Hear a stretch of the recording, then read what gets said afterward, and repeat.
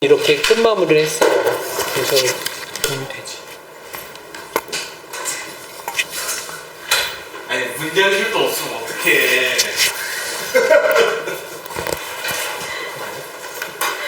바람 때문에 자료는 어떻게 읽으셨습니까? 조약 유보에 관련된 부분 하나, 그 다음에 국가 승계 두 가지. 어떻게 보셨어? 사실 읽기만 해서 차영 씨는 어떻게 봤습니까? 뭐 읽었는데 이 국가승계 제가 그 신급관 할 때는 그냥 조약법 승계 그냥 기통 들어서 그냥 좀 짧게 나왔을 텐데 이거를 따로 달아가지고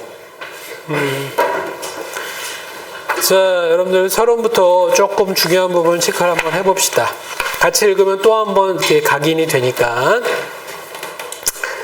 자, 이게 국가 승계와 유보를 붙여놓은 거 좋은 주제예요. 그죠? 그래서 시대를 따진다면 80년대부터 90년대 시대적 전환기 아니겠습니까? 국가들이 바쁘게 없어지기도 하고 새로 생기기도 하고 그랬어. 그러니까 우리가 보통 식민지 시절에 나왔던 그때는 너무 오래전이기 때문에 국제법이 제대로 자리 잡기 힘들 때야. 근데 90년대는 국제법이 나름대로 궤도에 올라갈 때야. 그럼 많은 나라가 출연했고 복수국가들이 자, 발칸반도가 대표적이잖아. 쪼개지고 붙여지고 그 다음에 체코슬로바키아도 분리되고 이해되시죠? 그런 또 독일도 90년에 통일되고 자, 그러면 이런 것들이 페이지로 얘기할게요. 3쪽으로 넘어가시면 배경을 설명하는 거야. 그러니까 여러분들 배경을 왜 하셔야 되냐면 이거 용원 씨 예를 하나 들어도 될까요? 용원 씨가 다방구소에서 좀 빈약한 게 뭐냐면 이건 전후에 대해 맥락적 소개가 너무 없어. 그냥 메모식으로만 기록했기 때문에 내용 국제법에 대한 이해도는 나름대로 있는데 그걸 답안 구성할 때는 나름대로 볼륨으로 끌어내야 돼. 그럼 불필요한 생각들도 일부 집어넣어야 돼. 그러니까 쟁점이 뭐냐 5개면 답안 구성할 때 7, 8개를 담아놔야 돼. 그래서 그 가운데 불필요한 거는 채점 대상에서 제외되겠지만 그럼에도 불구하고 핵심 쟁점 다 들어갔으면 그게 더 나은 구성이야. 근데 본인은 너무 요약식으로만 정리해가지고 내용에서 빠진 부분도 있고 이 부분 또 판례가 부족해. 판례 빨리빨리 익히셔야 돼.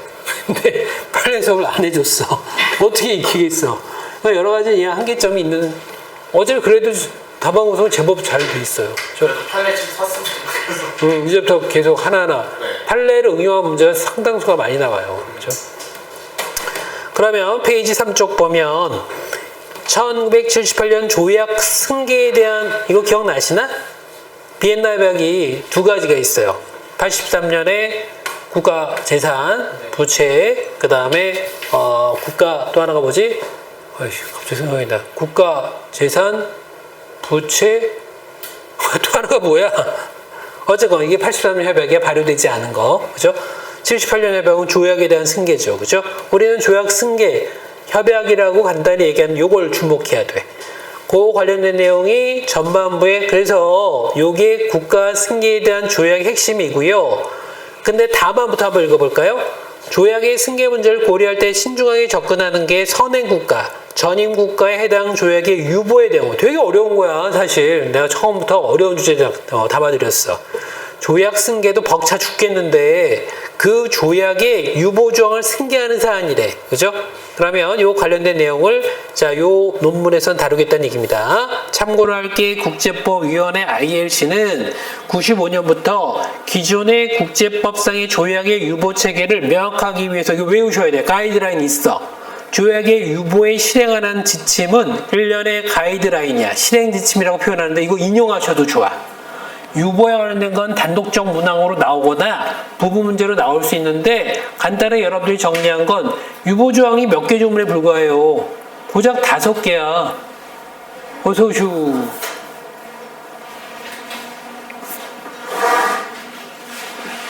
왜 혼자 오슈? 저도 그 친구랑은 연락이 안 돼요. 자, 다시 페이지 3쪽. 그러면 요 가이드라인은 답안 구성할 때 인용하면 너무 좋아. 이런 게 있다. 그러니까 유보 아까 얘기하다 말았는데 VCLT의 유보 조항은 토탈 5개 조문에 불과해요.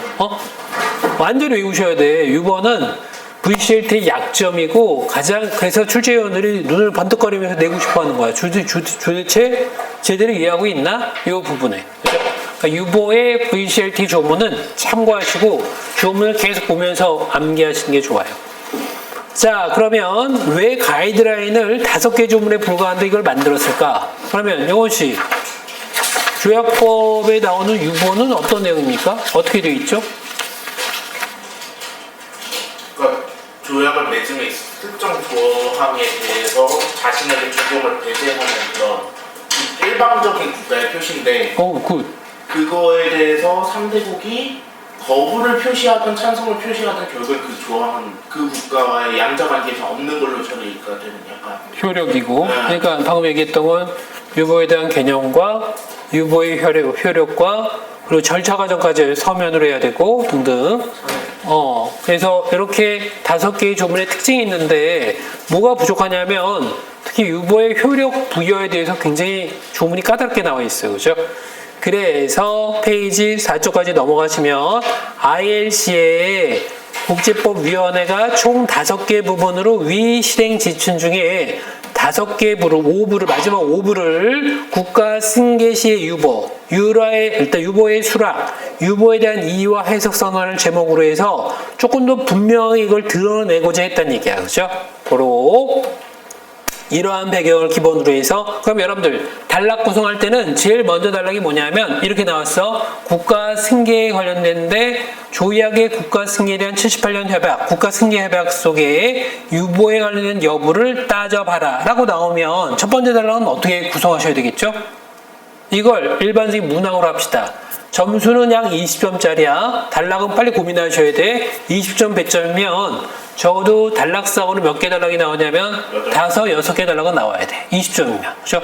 8개 단락까지는 시간이 안 될 거야. 그죠? 4장이나 이게 또 쓸 수 있는 분량은 안 나와요. 20점은 과감하게 5개 단락으로 처리하셔도 좋아. 5개 단락이면 하나, 둘, 셋, 넷. 그러면 약 3페이지 정도 분량으로 충분히 커버가 돼요. 그러면 뭘 적어 놓으시겠어? 쟁점이 뭔지를 빨리 파악하시는 게 첫 번째 단락이야. 그럼 일단 사건의 개요에 대해서 전반적으로 일단 한 단락을 구성하셔야 되는 거야. 자, 일단 사안은 이러이러한 사안으로서 앞에는 전반부는 내용 설명, 두 번째는 난 이걸 다루겠다. 쟁점 소개. 그러니까 2개로 돼 있어야 돼.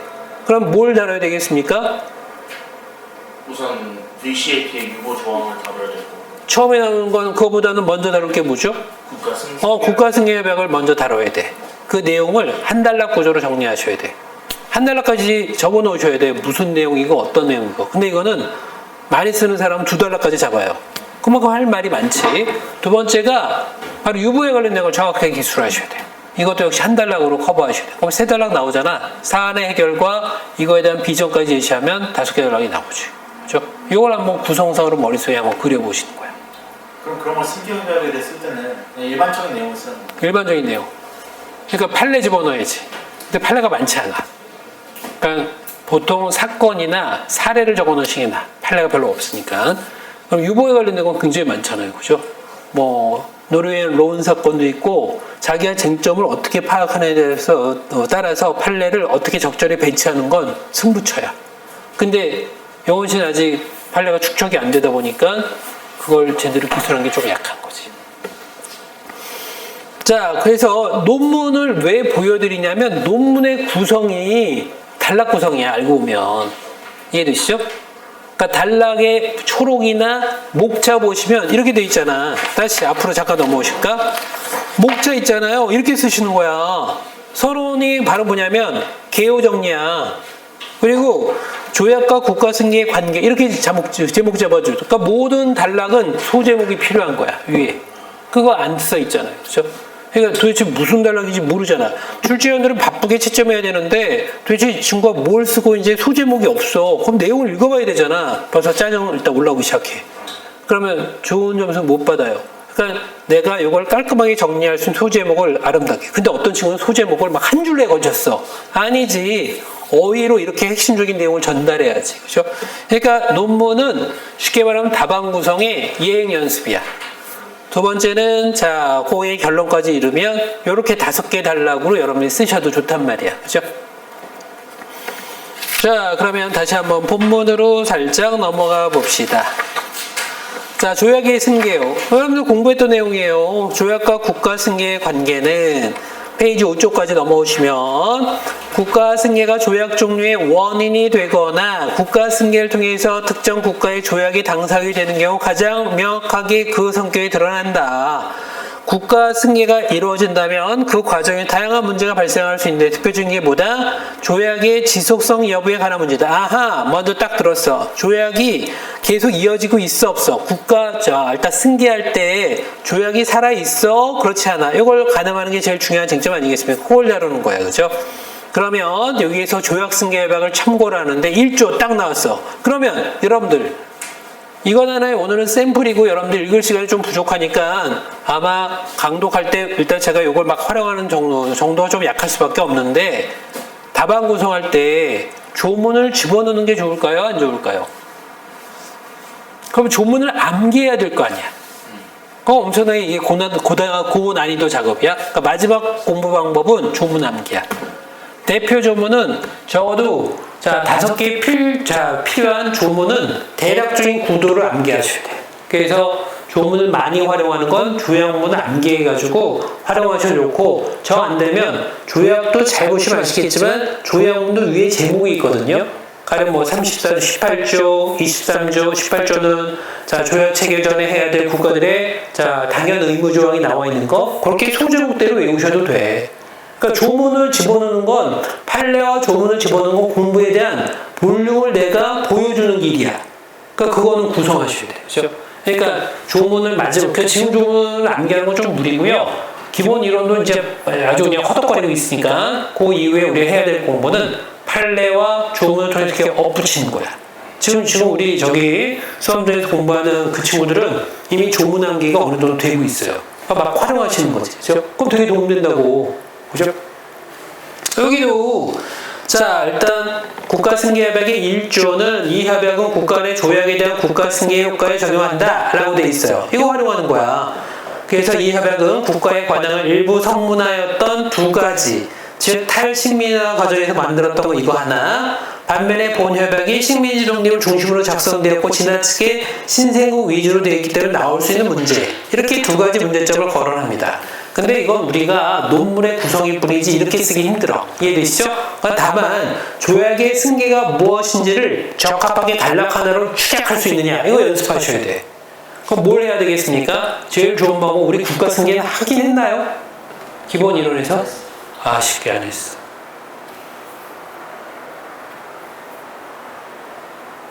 아직도 생각이 안 나네. 국가재산 국가재산, 국가문서, 부채 3가지네. 이해되시? 이건 쉽게 안 했네. 어쨌건 넘어가시면 어디가 핵심적이냐면 안 하셨으니까 더 이해도가 떨어지겠다. 에이 아깝네. 자 어쨌건 그럼에도 페이지 6쪽에 조약 승계 협약을 비롯해서 그간의 국가 승계 유형에 따른 조약 승계 양상을 설명하는 노력과 그 결과로 도출된 몇 가지 이론들이 제기됐는데 이 이론들의 적절과 현실성은 별론 따로 보고 조약 승계 상황에 따라 대표 이론들을 정리하면 외우셔야 돼. 이게 자 본문에 나온 내용이야. 첫 번째 신생국가 유형이에요. 백제 출발주의 대표적 사례입니다. 두 번째가 기존 복수 국가들이 통합해서 한 나라 형성하는 거야. 어디죠? 동서독의 통합. 대표적 사례죠. 그렇지? 자, 그리고 자, 세 번째가 자, 쭉 정리하시다 보면 자, 어디에 나와 있습니까? 자, 여기에서 마지막으로 기존 한 국가가 다른 나라에 자, 전부나 일부가 병합돼서 새로운 국가 창설하는 거야. 일제 침략기 때 우리나라가 병합되는 케이스 여기에 들어가겠죠? 병합과 자 일단 합병은 좀 달라요. 우리는 일본에 병합됐다는 표현이 맞는 말이야. 어쨌건 여기에선 조약 경계 이동의 원칙 너무 중요한 원칙이야. 외우셔야 됩니다. 그러니까 공부할 수 있는 요량이 많이 들어가 있긴 해요. 그죠? 여기까지가 일단 조약 승계에 관한 협약이야. 그 다음에 조약 승계에 관련된 또 다른 조약 요구했던 문제가 뭐냐. 그러니까 여러분들 오늘 이거 다 공부해 놓으셔야 돼.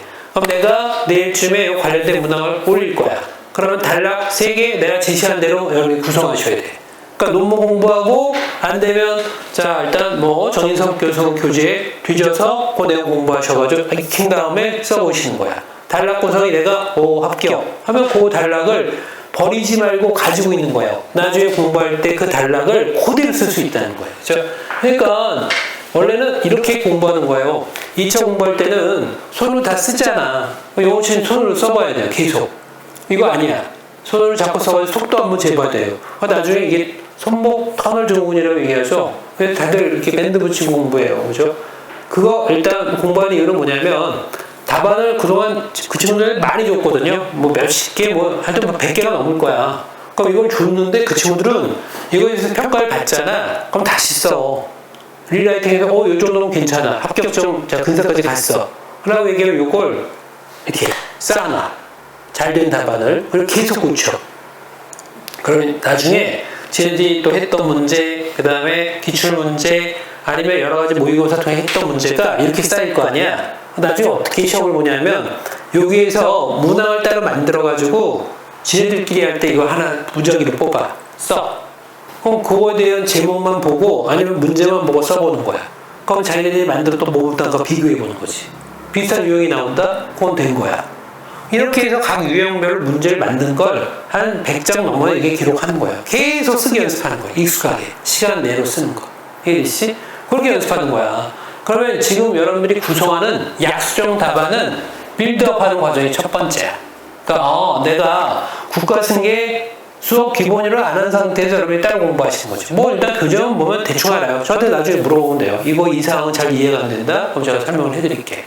그래서 여러분들이 다음 목요일까지 요 공부를 제가 수요일, 그러니까 내일 좀 올려드릴 테니까 하루 반만에 공부를 좀 더 하시는 거야. 국가승계, 그다음에 VCLT, 유보에 관련된 거 찾아본 다음에 익히고 나서 내가 문항을 2개로 약수를 하세요, 3개로 약수를 하세요. 그거에 맞춰서 구조를 이렇게 맞춰보시는 거예요. 이해되시죠? 그럼 이런 것들이 모이면 하나의 문제의 답안이 되는 거지. 이해되시? 자기 시각 이런 거 들어가지 말고 객관적으로 얼마나 컴팩트하게 구성하는지를 한번. 그러니까 영어 씨가 제일 부족한 게 그거야. 컴팩트가 안 돼. 그러니까 딱 봐도 자기가 알고 있는 사실을 이렇게 나열한 거야. 하나의 유기적인 단락으로 구성이 안 돼 있어요. 그러면 채점관이 그냥 자기 공부했다는 걸 표시하나 보다. 내년에 또 볼 친구 같다. 그래서 채점은 어느 정도 이루어주는데 기본 점수가 미달될 거야. 그럴 때는. 그러니까 구성력이 제일 중요한 시험이라고. 그래서 지금 다 도와드리지 못하지만 여기서 두 번째 논리가 VCLT야. 그죠? 그럼 이제부터 VCLT에 관한 내용이 좀 설명되어 있을 거 아니야.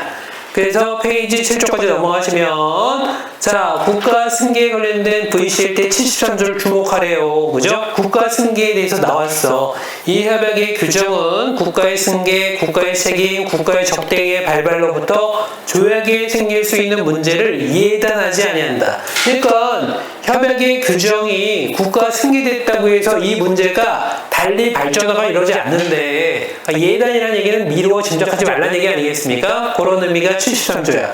이게 바로 국가 승계와 VCLT 연결고리야. 그죠? 좋은 문제야. 이렇게 문제 낸다면. 조항의 해석에 따르면 본 협약은 국가 승계를 비롯한 3가지 사안에 대해서 협약에 특별히 규정하지 않는 설사 3가지 사안들이 일반 3가지 사안 앞에 있는 3가지 국가 승계에 대한 유형이에요. 일반적인 차원에서 조약 또는 자 특별히 본 협약에 여기서 말하는 협약은 VCLT야. 자 일단 여러분들 VCLT 뭐라고 얘기냐면 조약이라고 얘기하잖아요. 비엔나 조약법에 관련된 협약이야. 이해되시죠? 조약과 협약. 그러니까 이게 왜 다르냐면 4조가 협약에 대한 내용이고요. 그 다음에 그게 또 뭐더라? 23조인가? 23조가 조약에 대한 내용이야. 조약의 성격과 협약의 성격이 분리되어 있어. 그러니까 외형적인 문제에서 그걸 노리고 문제 한번 났는데 최악의 문제가 나온 거지. 그러니까 조약과 협약은 달라요. 협약 나오면 VCLT구나. VCLT를 협약이라고 얘기해요. 그렇죠? 어쨌건 조약의 형성과 적용, 해석에 대한 변경, 전반적 사안을 규정한 것일 뿐 위 3가지 사안에 여타 국제법 사안에 영향을 미치는 법전 효과에 적용하는 부분이 주된 이유가 있다. 3가지 사안 한번 논의해 보겠다 이런 얘기입니다.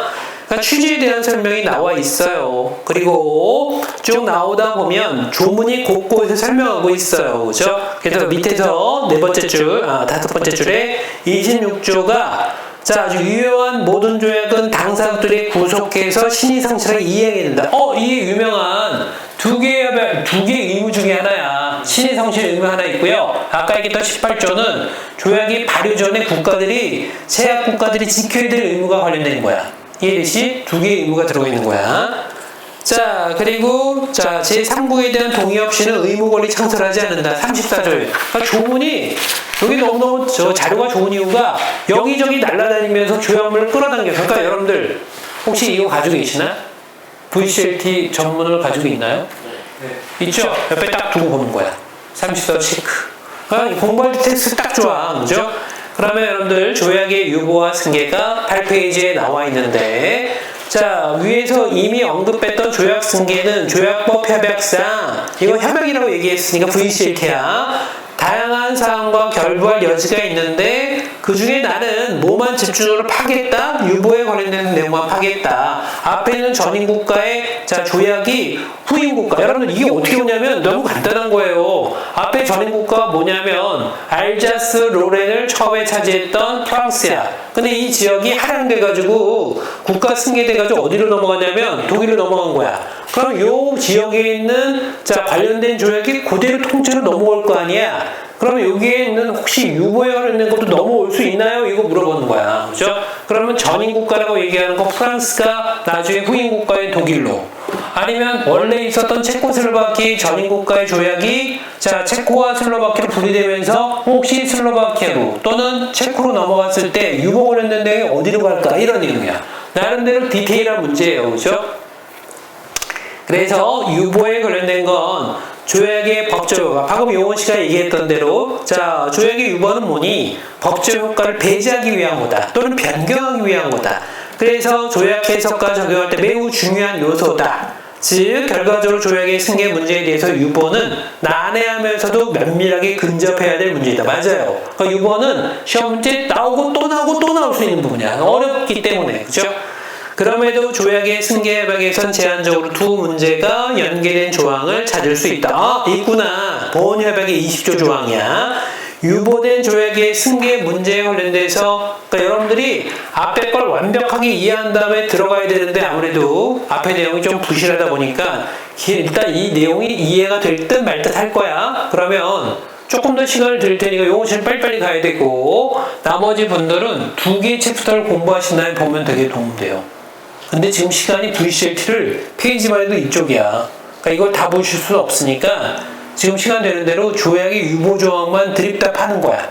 유보의 5개의 조문을 해석하는 내용은 까다로워요. 그거랑 국가 승계 따로 공부하는 거야. 두 개를 결합해서 논문 읽으면 도움이 되겠지. 지금 이걸 당장 다 이해하려면 좀 무리입니다.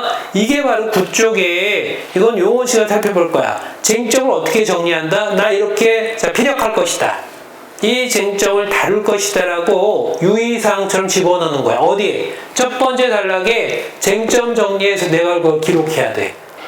앞으로 이 글은 무엇과 무엇과 무엇을 거론할 것이다. 그게 약속이야. 첫 번째 단락은 그렇게 기술하는 거야. 개요 단락. 여기에서 쟁점을 다룬 걸 채점위원들은 이거 눈여겨본 다음에 쟁점 다 체크해보는 거야. 다 다뤘는지. 약속이야. 그러니까 내가 쓸 수 있는 걸 써야지. 너무 의욕 있게 이렇게 쭉 걸어놨는데 가령 5개의 쟁점을 적었어. 그렇게 쟁점이 많이 나올 리는 없지만, 예를 들면 쟁점 3개가 나와 있어. 열심히 적었는데 쟁점 2개만 적은 거야. 하나 빠졌고 감점이야. 이해되시죠? 앞에 기술했던 쟁점 뒤에 거론하는 건 수미상관이야. 그죠? 그래서 다 말씀은 안 드리지만 첫 번째 경우 승계국이 선행국이 형성한 유보를 유지하지 않고 조약의 당사자가 되기로 결정할 수 있다는 것은 여러분들 잘 보셔야 돼. 승계국이래. 그러면 후임국가야. 선행국은 전임국가야. 얘네들이 형성한 유보를 유지하지 않고 조약의 당사자가 되기로 결정하는 건 뭐와 관련되어 있습니까? 새로운 신생 독립이야. 우리나라도 마찬가지고요. 우리나라 전임국가 누구죠? 물론 일본은 아니야. 대한제국이라고 얘기해요. 이해되시죠? 조약 승계에 대한 부분은. 왜냐하면 우리가 일본을 승계했다는 얘기는 뭐와 관련되냐면 국제법 주체에서 남북한에 대한 분리잖아. 남한 북한이 과연 분리해서 지금 일단 국가를 승계했느냐? 그럼 우리의 원래 있는 국가는 일본이냐 아니면 대한제국이냐? 대한제국으로 승계했기 때문에 우리나라는 대한제국으로 승계했기 때문에 대한제국이 맺었던 대외관계 모든 채무나 이런 관계를 청산했다. 이렇게 얘기해. 이해되시죠? 일본과의 관계는 백지 출발주의야. 새로운 신생국가야. 근데 우리는 그걸 국제법적으로 인정하지 않아요. 우리나라는 대한제국으로부터 이어져 내려왔던 승계국가라고 얘기해요. 가령 그럼 신생국가는 어떤 나라냐면 나이지리아. 뭐 너무 독립한 나라 많잖아, 그죠? 뭐 필리핀 이런 나라야 다 대부분 다, 그죠? 이런 나라들은 어떠냐면 선행국이 필리핀이라면 미국 같은 선행국이 관련된 조약에 대한 유보를 인정하지 않는 거야. 의무가 없어. 이걸 뭐라고 얘기한다? 백지 출발주의라고 얘기해요. 또한 조약법 협약에 즉 VCLT 22조는 조약이 달리 규정하지 않은 유보를 수락한 국가의 동의 없이는 언제든지 유보를 철회할 수 있다. 이해되시죠? 유보는 철회 가능해. 두 가지가 가능하잖아. 유보를 건 것도 철회 가능하고 유보에 이의를 제기한 것도 반대로 표현 쓰잖아. 이의 제기라고 그래. 이의한 나라가 바로 철회하는 거야. 그죠? 두 가지가 다 가능합니다. 그게 여기에 써먹는 조문이야. 넘어가시면 자, 두 번째 케이스야. 신생국가 이후에 또 뭐가 있습니까? 자, 국제사회가 2차 세계전 이후에 식민 통치에서 벗어나서 주권평등과 민족자율주의 기반에서 형성됐던 신생 독립국가들이 자신의 대외적 관계와 지위를 스스로 확보 보장해왔을 고려할 때 신생 독립국이 선행국이 일단 형성했던 유보를 그대로 유지하는 거 매우 자연스러워. 앞에는 청산, 두 번째는 새롭게 만드는 거, 아니 그대로 계승하는 거, 유보를 이렇게 두 가지 케이스로 나눠질 수 있죠. 세 번째는 신생 독립국이 해당 조약에 신규 가입하는 거야. 그럴 수 있습니까? 자, 조약의 당사자가 되는 것과 유사한 상황으로 놓여 있는 거야. 그게 가능할까요? 가능할 수도 있고 안 가능할 수도 있어. 가령 G7 국가에서 자 독립한 나라야. 그러면 G7은 경제적으로 어느 자격 조건이 있잖아요. G7 창립 조약에 들어간 나라가 자 가령 이렇게 합시다. 일단 어느 나라 영국이 G7 국가야. G7의 당사 국가인데 영으로부터 독립한 신생 국가야. 그럼 얘네들이 자 전인국가 만들었던 조약에 얘네도 당사가 될 수 있습니까? 당사국이 될 수도 있고 안 될 수도 있어. G7 설립 조약은 자격 조건이 필요하잖아. 무조건 영으로부터 독립한 자 전인국가로부터 나왔던 후임국가 즉 승계국가 무조건 전인국가 맺은 조약에 다 당사가 될 수는 없는 거야. 이해되시죠? 일부는 될 수도 있고 일부는 안 될 수도 있는 거야. 이때는 될 때를 상정하는 거야. 그러면 신생 독립국은 조약에 유보할 권한을 가지고 있다. 이 경우에 승계 통지를 형성했던 유보는 요 조항의 규정에 따라 조약법 협약이 규정하고 있는 유보 관련 조항들을 구체적으로 유보 형성에 19조야. VCLT 19조부터 나온 거야. 23조까지 19, 20, 21, 22, 23 이게 유보 관련된 토탈이야. 그죠? 어디에 나와 있냐면 조약의 체결 자 그 다음에 기속적 동의 나올 때 딱 나온 거야. 자, 여러분들 조약은 이렇게 되어 있습니다. 조약은 자 채택과 확정, 그 다음에 기속적 동의, 그 하에 바로 자 유보가 나와 있어. 그 다음에 뭐죠? 발효. 그 다음에 뭐죠? 등록 이런 절차야. 요 중간 절차가 바로 유보에 관련된 거. 왜 유보에 고기가 들어갔냐면 유보할 때는 언제 하는 거야?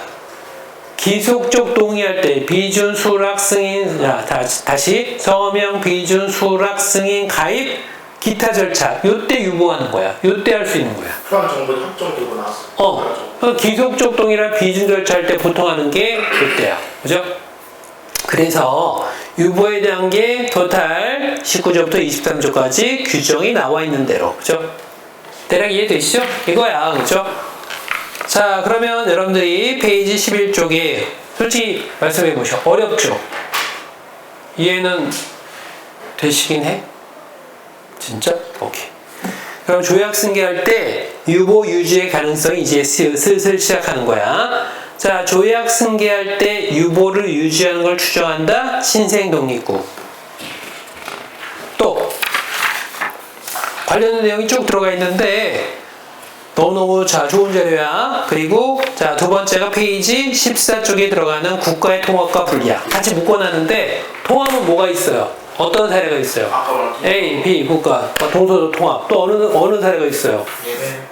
남예멘, 북예멘인 통합. 물론 지금부터 분리됐지만 또 어디가 통합이죠? 독일. 독일 말고 또 어디가 통합이죠? 예전에 처음에 유고 연방 형성될 때. 분리하는 게 좀 애매하기 때문에 포함이 그거밖에 없어요.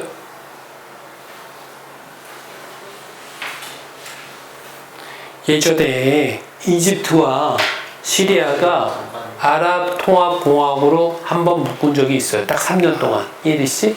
그때도 50대 후반부터 62년 3년까지 딱 3번 3년 동안에 같이 결혼한 적이 있어요. 그거가 또 하나야. 분리는 뭐예요? 어느 사례가 있죠? 너무 많아. 체코, 유고 분리했지. 그리고 자 일단 인도가 처음에 나올 때 파키스탄과 분리했죠.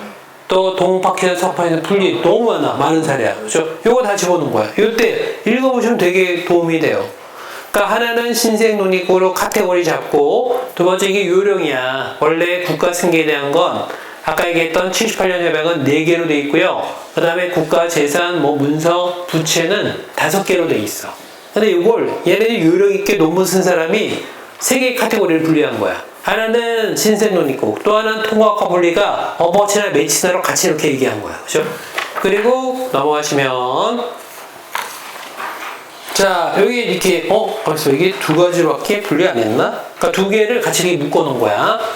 자 그리고요 페이지 17쪽까지 넘어가시면 국가 조약을 승계할 때 유보 유지 추정의 번복인데 제목이 어려워요. 신생 논의고 똑같이 얘기하는 거야. 학자 의견도 나와 있으니까 꽤 읽을만 해요. 그죠?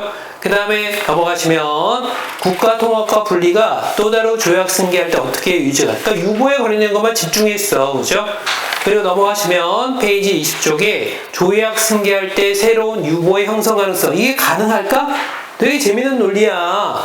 유보는 전 조약의 유보만 이게 승계할지 말지가 결정되는데 새롭게 승계한 나라가 이 조약의 유보를 새롭게 만들 수 있어요를 물어보는 거야. 충분히 우리가 개연성 있는 논리 아니겠습니까? 이것도 역시 마찬가지고 분류도 똑같아요. 조약의 자 일단 신생 국가와 페이지 넘어가시면 23쪽에 국가 통합과 분리가 나와 있어요. 그죠? 그리고 나머지가 결론이야. 그러니까 집중해서 공부하시기 딱 좋아. 그죠? 오케이. 그러면 여러분들 다시 보십시다. 아예 오늘 문제를 드릴게. 요거를 한번 풀어가지고 보십시오.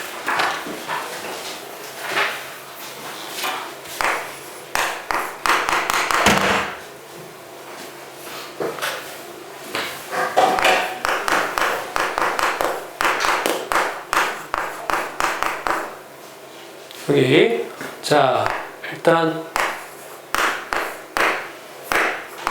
조약 승계할 때 조약 승계 시 자 VCLT의 조약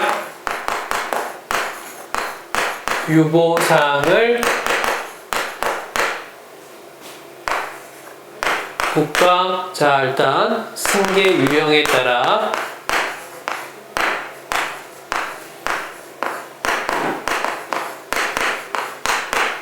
분류 분석할 것.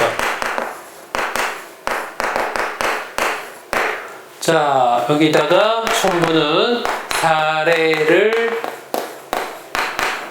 예시해서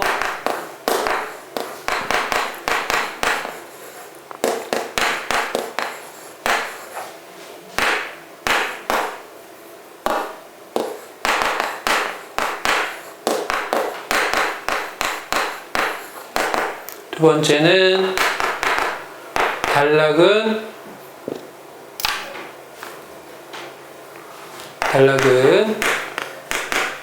최소 3단락으로 구성할 것. 그리고 자 위에는 사례 분석할 때 관련된 국가는 VCLT 당사국 그리고 78년 자 협약의 당사국임을 전제할 것.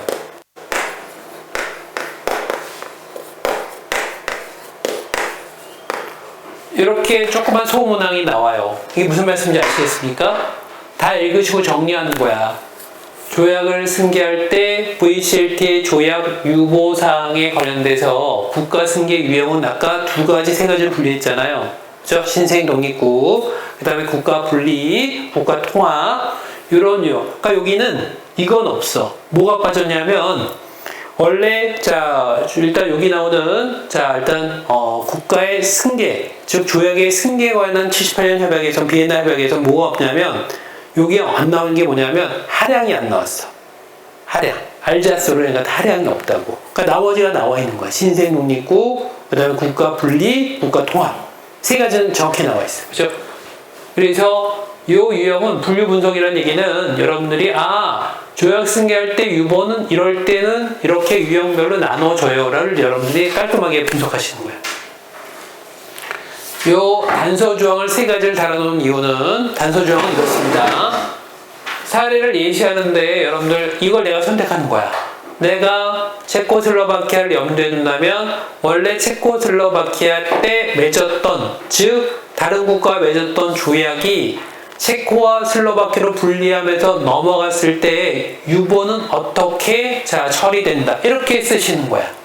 그러니까 이거는 추정이지. 여러분들이 알 수 있는 건 체코슬로바키아 그런 나라와 유보를 맺은 건 우리가 알 수 없어요. 그죠? 너무 디테일은 모르는데 그 유형을 우리가 추정하면서 쓰는 거야. 단락은 아까 얘기했던 3개 이상의 단락을 구성하니까 내가 능력 때문에 4개 단락으로. 그러니까 먼저 논문을 제대로 읽어보셔야 돼. 그래서 이게 분류할 수 있는 거지. 자, 세 번째는 사례 분석할 때 들어가는 국가가 다 VCLT와 78년 협약의 당사국이 됨을 전제로 하는 거야. 그러니까 어떻게든 구속이 된다는 얘기지. 요거야. 이해되십니까? 이렇게 문제를 소문제로 해서 여러분이 단락 구성하시는 것도 요령이 되는 거지. 이해되시죠? 사례가 진짜가 아니거든요. 근데 실제 사례를 통해 가지고 추정하는 거지. 근데 만약에 사례가 없을 수는 없지. 세 가지 유형에서 사례 한번 다시 보십시다. 신생 국가는 너무 많잖아. 영국과 프랑스의 식민유권들이 독립할 때 다야. 그죠? 두 번째, 국가 분리는 아까 얘기했던 이혼한 사례 지금 이렇게 몇 가지 사례를 들었잖아요. 국가 통합은 재결합한 사례 또 들었잖아. 그런 걸 다 유형별로 각각 예시하면서 예를 들면은 이런 사항으로 추정할 수 있다라고 쓰시는 거지. 이해되십니까? 사건을 쓰시면 더 좋죠. 아니, 유고슬라비아가 해체됐을 때 세르비아 같은 또는 보스니아 같이 나라가 분리됐을 때 전인국가였던 유고슬라비아의 조약이 어떻게 승계됐을 것이다. 그럴 땐 뭘 거론하는 거죠? 그럼 여러분들이 방금 얘기했던 것처럼 유형에 따른 세 가지가 있잖아. 신생 독립국, 또 하나가 국가 분리, 국가 통합. 여기에서 예외는 방금 얘기했던 하량은 여기에서 거론할 필요 없다. 제일 쉬운 거니까 이 세 가지를 통해서 사례는 아예 여러분들 개발하셔도 돼. 어떤 나라 할까요? 아까 얘기했던 필리핀 할까요? 그럼 전인국가 미국이 되는 거야. 그래서 조약 유보가 어떻게? 일단 여기 맺었던 미국이 타국 뭘로 할까요? 영국과 맺은 조약에 유보가 걸려있대. 그러면 이 조약에게 유보는 미국이 영국과 다른 건 다 좋은데 3번, 4번 조보는 좀 애매해. 그래서 이건 유보 걸고 싶어. 이런 걸 영국이 허락하는, 근데 양자 조약의 유보는 친하지 않다라고 얘기해요. 일반적으로 잘 안 일어나. 그래서 다자 조약, 프랑스와 3자 조약인데 얘가 이 세 나라가 맺은 조약에 미국과 유보를 탁 걸었어. 왜냐하면 이 조항이 우리나라 적용할 때 좀 문제가 될 것 같아. 그러면 조약에 그렇게 나와 있으면 유보를 허락하는 거야. 그러면 이 하에서 유보가 인정됐던 조약인데 필리핀이 이걸 그대로 승계한 거야. 그럼 프랑스와 영국과 맺은 조약에서 이 지역권에 관련된 조약이니까 필리핀도 충분히 미국 대신에 후임 국가로 들어갈 수 있는 거야. 승계 국가로서. 그런데 들어가는데 이 유보를 어떻게 승계하느냐, 이 문제를 거론하시는 거야. 이해되시죠? 사례잖아. 그럼 분리는 뭐가 있을까요? 방금 얘기했던 인도, 파키스탄, 자, 인파, 그리고 방글라데시까지. 자, 그러면 남부아시아의 관련성 하나. 또 분리한 거 뭐가 있죠? 체코, 슬로바키아가 자, 일단 여기서 분리했죠? 체코슬로바키아. 이 두 가지 남부아시아와 체코슬로바키아 또는 유고는 너무 분리가 많아가지고 힘들어. 뭐 여섯 개로 쪼개졌으니까 그거 정말 힘드니까 이런 케이스를 예를 들어서 자 일단 남부아시아의 인도. 근데 이 남부아시아는 처음부터 좀 애매하긴 해. 왜 그럴까요? 인도 파키스탄이 분리 독립할 때 1년 간격으로 쪼개졌기 때문에 이걸 처음부터 인도란 나라에서 분리한 게 아닌 느낌이야. 좀 거론하기 힘들어. 이게 맺었던 조약이 각각의 분리하면서 각각의 아주 심플하게 다른 나라 조약을 체결해가지고 그 사례가 잘 안 나와요. 같이 오랫동안 산 다음에 찢어졌을 때 그게 전인국가의 조약이 딱 나오는데 그 성격이 잘 안 나오니까 이거 쓰지 않으시는 게 좋을 것 같아. 얘가 맞지. 체코슬로바키아라는 나라를 오랫동안 유지하다가 하벨 대통령에서 1993년에 찢어졌는데 그 전에 맺었던 러시아가 맺었던 조약과 독일과 맺었던 조약이 두 나라가 분리하면서 유보 어떻게 되느냐 이거 그죠? 저 고민할 수 있고 통합은 마지막으로 통합이니까 방금 들었던 동서독 독일 통합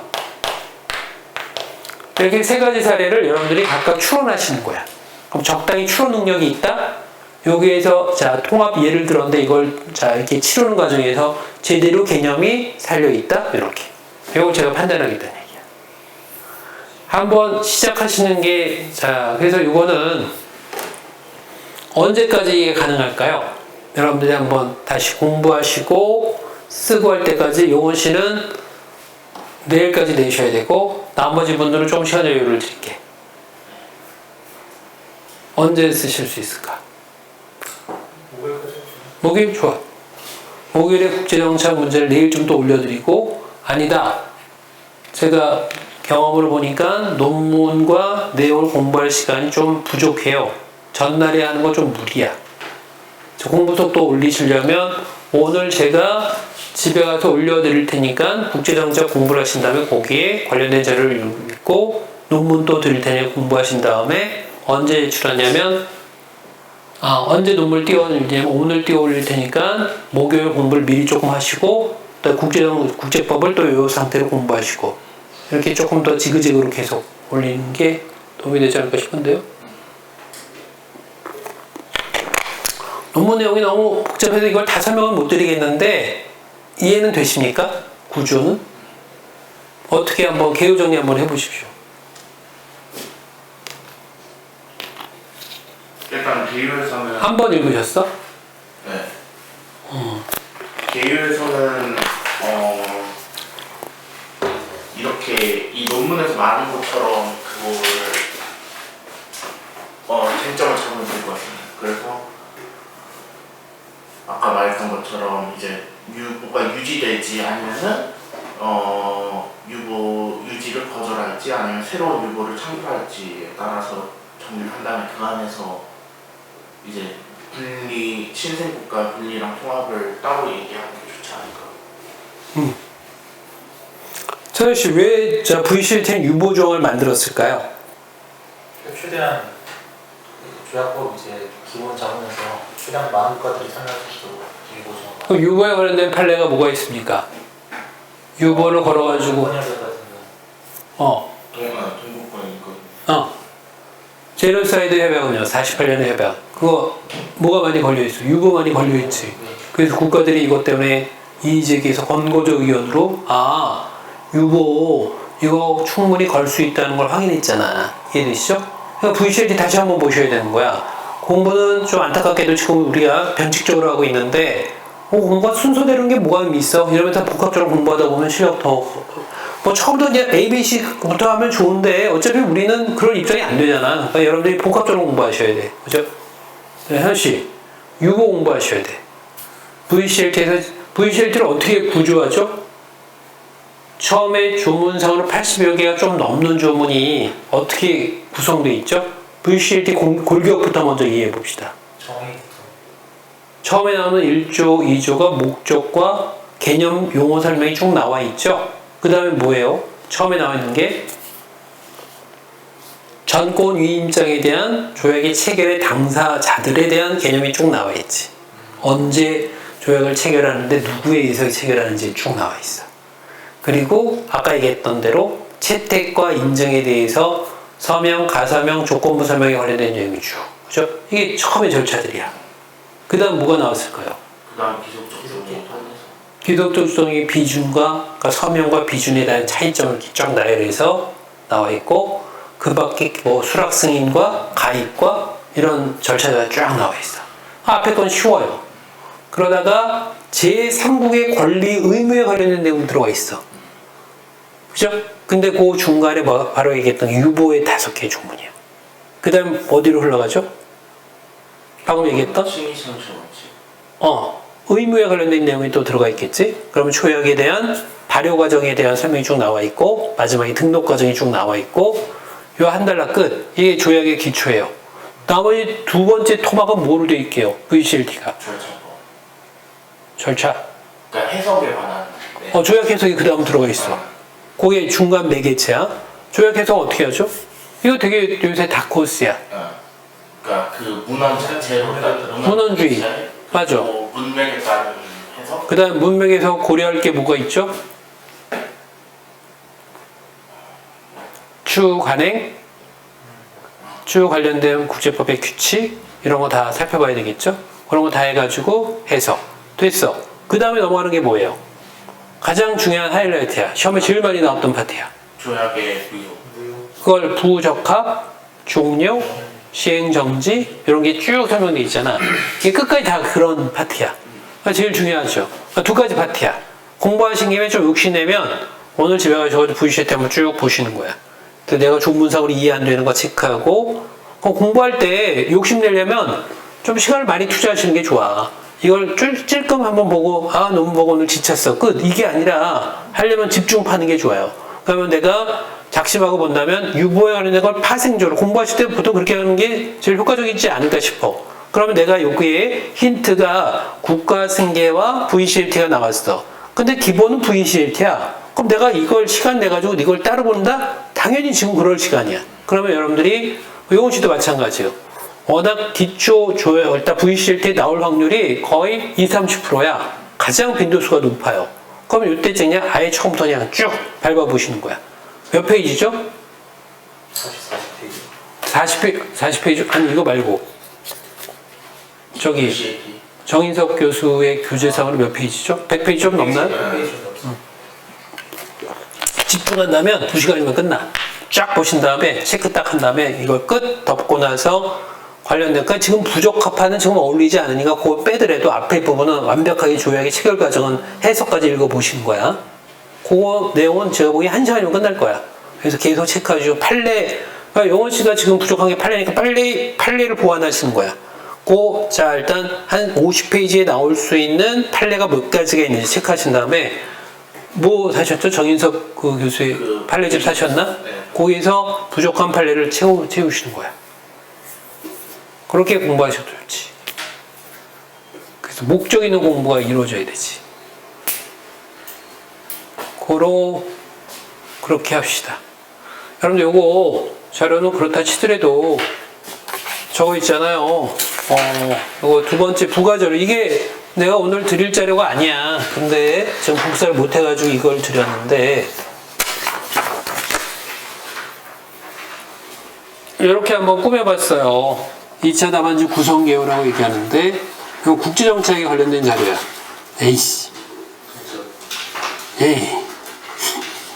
국제정책 자료.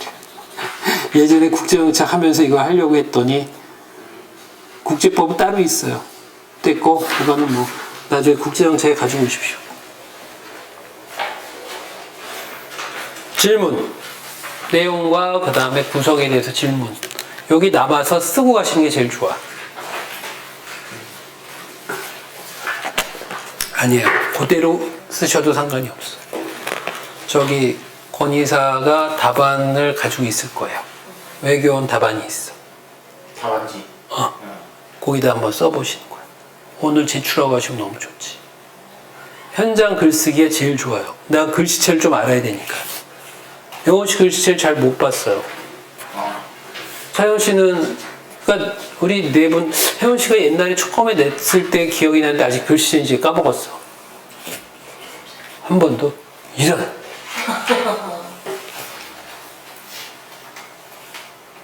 그러면 어떻게 구성하는 게 좋을까요? 이렇게 하시는 게 좋아.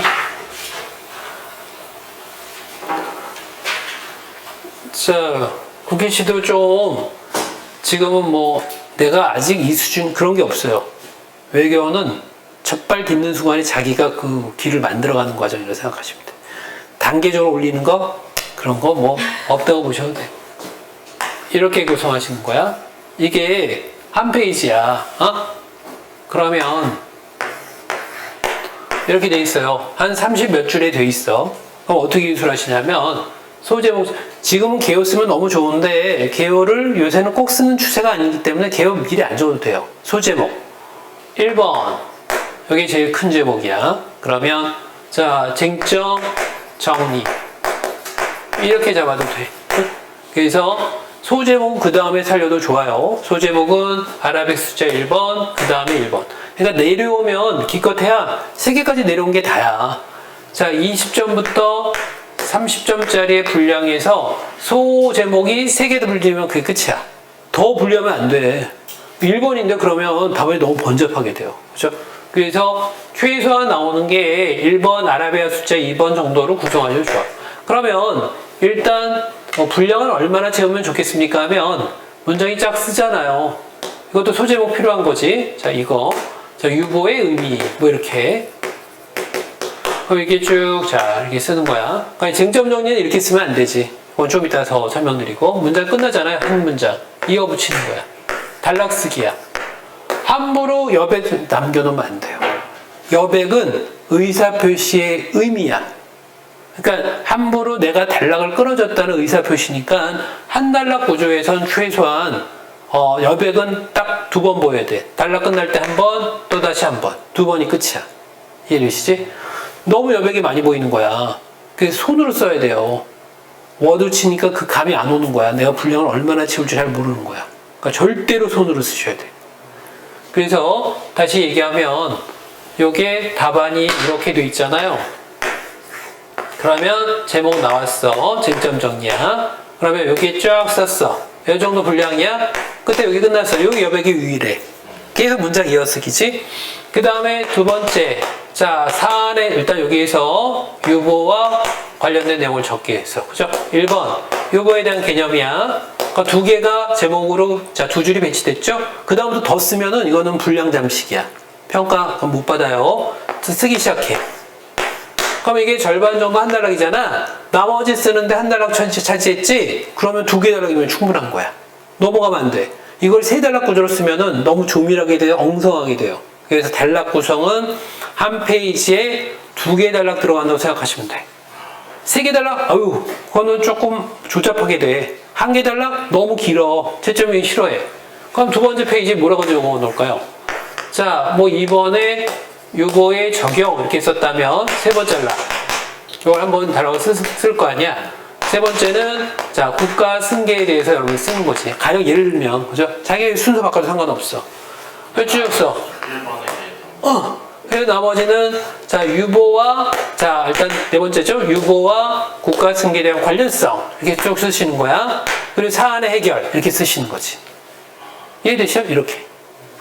그럼 쟁점이 여기에서 뭐가 소개돼야 돼요? 처음에 개요 단락에서 나는 유보에 대한 기본 내용과 국가 승계에 대한 유형을 분석한 이후에 2개의 연관성을 따져보고 사안을 적용해 보겠다라고 쓰는 거야. 이대로 과제를 이행하는 거지. 그러면 단락상으로는 요 파트에서 이런 과제 수행할 때 단락상은 하나, 둘, 셋, 넷, 5개 정도? 3개 이상이니까 이렇게 개념만 쓰면은 핵심은 이거잖아. 이거 빼고 하나, 둘, 3개잖아. 그러니까 3개 단락은 꼭 나와야 된다는 얘기야. 어? 이해되시지?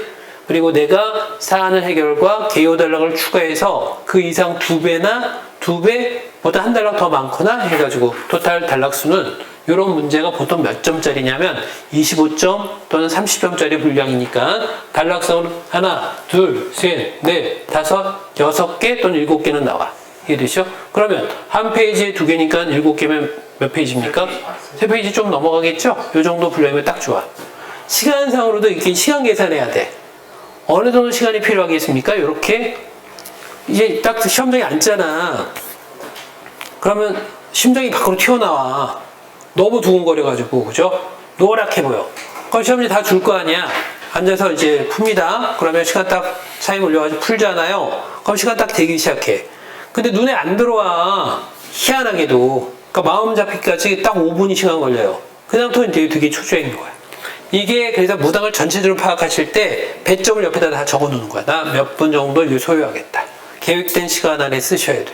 그럼 이 정도 분량이면 2시간 속에서 약 한 40분 정도 분량이면 충분해. 이런 거는 객관적인 사실에 불과하니까 여러분들이 추론형 문제가 아니야. 헉, 아이고. 이해되시죠? 네. 왜 이렇게 늦었어?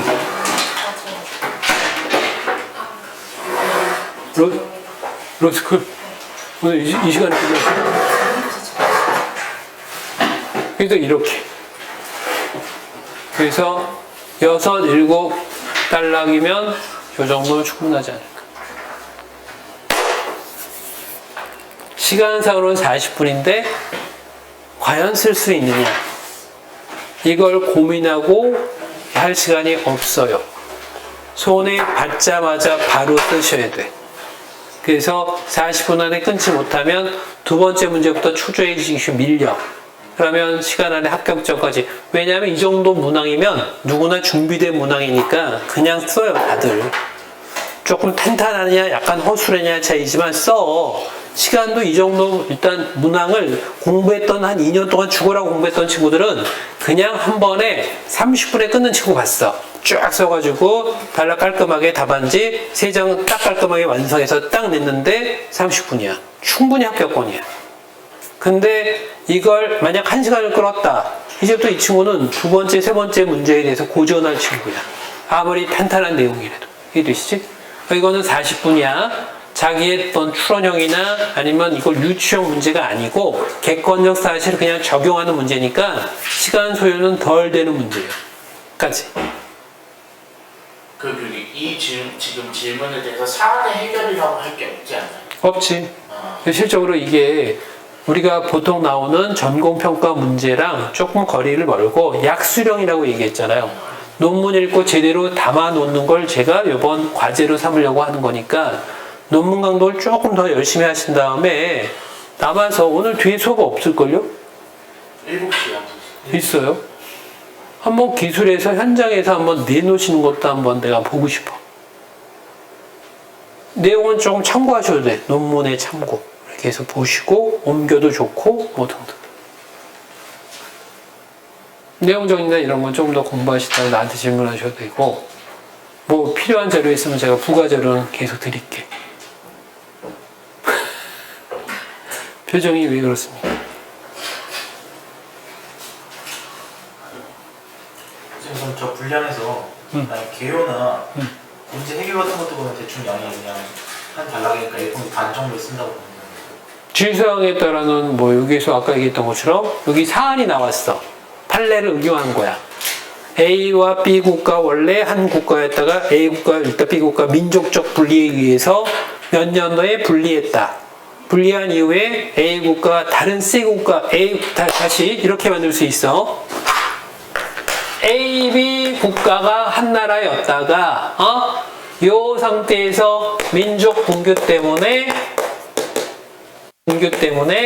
A와 B 국가로 분리됐다. 몇 년에? 하면 뭐 2005년에 이렇게 돼 있어. 그러면 A 국가는 과거에 A, B 국가였을 때 맺었던 C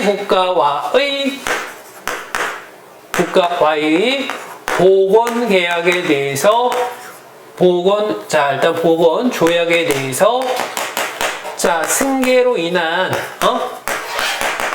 여러 가지 유보 조항에 관련돼서 문제가 되고 있다. 다음 중 이 유보에 관련된 조항을 적용할 수 있는 여지가 무엇인지에 따라 분류하고 분석해봐라. 이런 거야. 이해되시지? 그러면 이건 뭐야? 사안이잖아. 사안에 대해서 여러분 해결하셔야 되잖아. 그러면 어떻게 해결합니까? 이거는 이런 케이스는 이렇게, 저런 케이스는 저렇게. 그러니까 이게 문제가 이렇게 되면 몇 점짜리가 되냐면 35점으로 바로 올라가. 사안을 해결해야 되잖아. 그러면 이 사안은 내가 알고 있는 거 플러스 이걸 이런 식으로 해결하겠다는 의도까지 다 들어가야 되니까 이제 복잡한 구성이 되는 거야. 알고 있는 거 총력절 다 해서 펼치는 거예요. 그렇죠? 그러면 문제가 까다롭지. 이게 사안 해결 문제예요.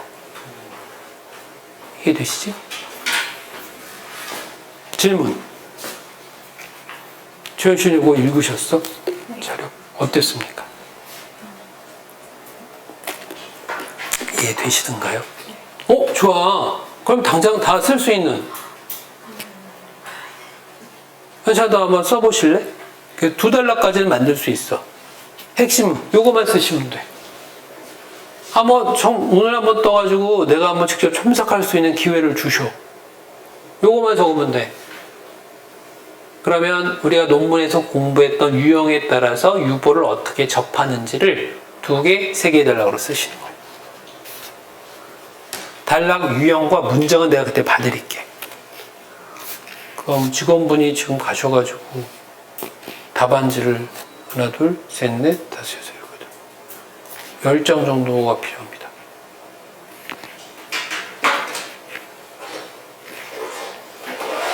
근데 기출 문제 보면 대부분이 다 사안 해결 문제인데 실제로 배점은 저렇게까지 안 높은 건 어떻게 돼요?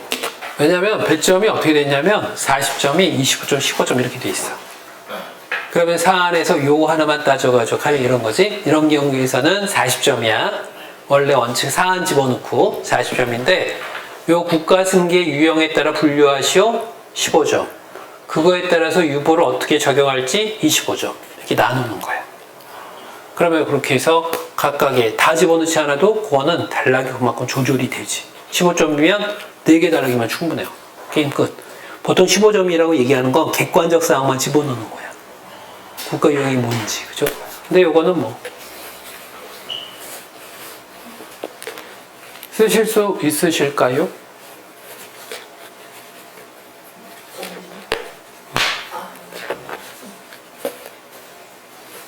오늘 한번 써보시지. 왜냐하면 내가 오늘 기준을 좀 삼을 필요가 있어요. 그래서 여러분들의 문장이나 아니면 글씨 크기나 이런 거 한번 볼 수 있는. 그러니까 베껴 써도 좋아. 논문을 옆에 딱 놓고 제일 중요한 거 이렇게 내가 어떻게 소팅하고 분류하고 요약하느냐를 한번 보여주시면 돼. 그럼 오늘 요 답안지를 내일 내가 못 오나? 내일 못 오는구나. 모레 내가 좀 일찍 와서 받아서 수고한 다음에 다 첨삭해가지고 돌려드릴 테니까 요걸 한번 기준으로 삼아 봅시다. 여러분들이 백강고시체 글씨체에 가까운지 아닌지 한번 봐야 돼. 특히 용훈 씨는 글씨를 한번 봐야 되니까